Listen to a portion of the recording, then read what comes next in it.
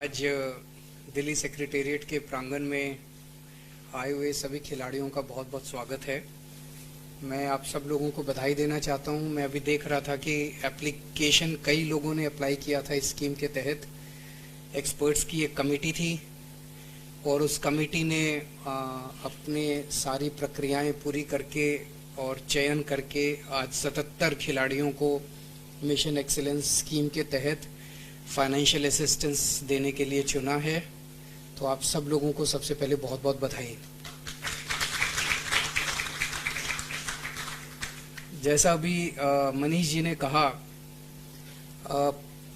अपने देश में अभी तक ये प्रथा चली आई है कि जब खिलाड़ी कॉमनवेल्थ गेम्स में, एशियन गेम्स में, ओलंपिक्स में और इंटरनेशनल नेशनल गेम्स में अवार्ड जीत के आता है तो उसको उसके साथ खड़े होने वाले बहुत लोग मिल जाते हैं, बहुत सरकारें मिल जाती हैं, उसके साथ ताली बजाने वाले बहुत लोग मिल जाते हैं, उसको फाइनेंशियल असिस्टेंस रिवॉर्ड देने वाले बहुत लोग मिल जाते हैं। लेकिन जब उसके संघर्ष के दिन होते हैं, उस संघर्ष के दिनों में वो अकेला होता है। उसके पास अक्सर पैसा भी नहीं होता। और हमारे देश में खेलों को लेके एक ऐसी है जो कहावत है कि पढ़ोगे लिखोगे बनोगे नवाब, खेलोगे कूदोगे होगे खराब।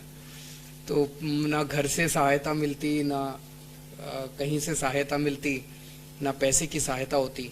ऐसे में खिलाड़ी अकेला संघर्ष करते करते उस चोटी पे पहुंचता है। हमारा 130 करोड़ लोगों का देश, और जब हम इंटरनेशनल खेलों में मेडल की सूची देखते हैं तो हमारे देश कहीं पीछे रह जाता है। तो ऐसा नहीं कि हमारे यहाँ टैलेंट नहीं है, टैलेंट तो बहुत है। गांव-गांव में चले जाओ, मोहल्ले मोहल्ले में चले जाओ, आपको टैलेंट भरमार मिलेगा। उस टैलेंट को आज तक किसी भी सरकार ने सपोर्ट नहीं किया था। तो हमारी सरकार जो है वो एक नई आशा की किरण लेके आई। अलग अलग क्षेत्रों के अंदर हमारी सरकार ने किस्म किस्म के काम किए हैं। शिक्षा के क्षेत्र में, बिजली के क्षेत्र में, पानी के क्षेत्र में, हेल्थ के क्षेत्र में। खेलों को भी हम बढ़ावा देना चाहते हैं। हम वो दिन देखना चाहते हैं जब हम चाइना से ज्यादा मेडल लेके आएंगे इंटरनेशनल एरिया के अंदर। उन्हीं सब चीजों को ध्यान में रखते हुए कई सारी योजनाएं बनाई गई हैं। ऐसा नहीं कि एक मिशन एक्सीलेंस स्कीम बना देने से खेलों के सेक्टर में बहुत बड़ा परिवर्तन आ जाएगा। ये उन जो पूरा खेलों के क्षेत्र में जो हमने पूरा एक विजन तैयार किया है, ये मिशन एक्सीलेंस स्कीम उसमें से एक है। जैसा अभी मनीष जी ने बताया, स्पोर्ट्स यूनिवर्सिटी तैयार की जा रही है।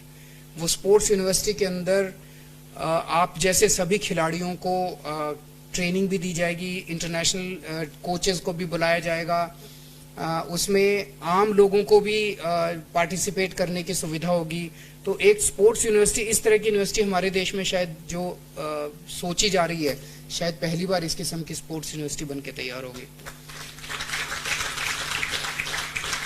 खिलाड़ियों के लिए 3 तरह की स्कीम्स बनाई गई हैं। एक वो बच्चे जो स्कूल के लेवल पे अर्ली स्टेजेस में जो पोटेंशियल दिखाते हैं, जो बचपन के अंदर, जिन बच्चों के अंदर पोटेंशियल दिखाई देता है कि हाँ ये बच्चा बड़ा होके खिलाड़ी बन सकता है, उन बच्चों को बचपन के अंदर फाइनेंशियल असिस्टेंस दी जा रही है।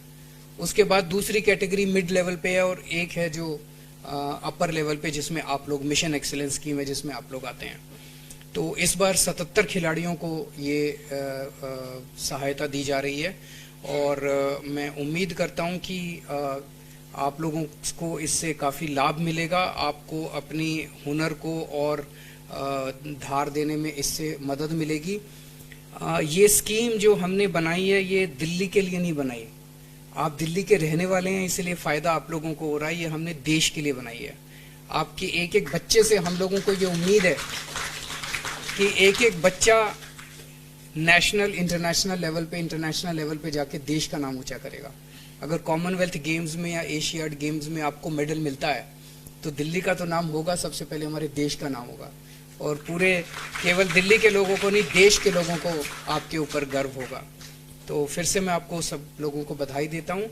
हम आप लोगों के लगातार संपर्क में रहेंगे। ये तो एक छोटी चीज़ है जो फाइनेंशियल असिस्टेंस दे रहे हैं। इसके अलावा भी अगर आपको कभी किसी चीज़ की ज़रूरत हो, आप बेहिचक मेरे पास आ सकते हैं, मनीष जी के पास जा सकते हैं, किसी भी तरह की ज़रूरत हो। पर हम उम्मीद करते हैं कि अब आप देश आपके लिए कर रहा है तो आप भी देश के लिए जी जान से मेहनत करेंगे, मेहनत करने में कोई कसर नहीं छोड़ेंगे और देश का नाम ऊंचा करेंगे। बहुत बहुत शुक्रिया। एक बार जोरदार तालियों से सर ने जो सहयोग मांगा है उसके लिए हम सर का साथ देने के लिए हम सब तत्पर हैं।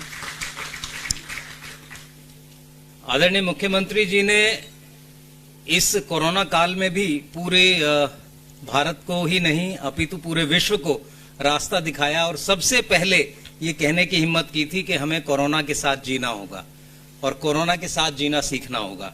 तो आप इसी से अंदाजा लगा सकते हैं कि सर बहुत ही अच्छे से सारी चीजों को सोचकर और आगे की बात करते हैं। तो एक बार जोरदार तालियों से सर का अभिनंदन हम करें।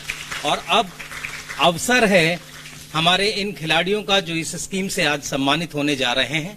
एथलेटिक्स में Neha 3rd position senior national.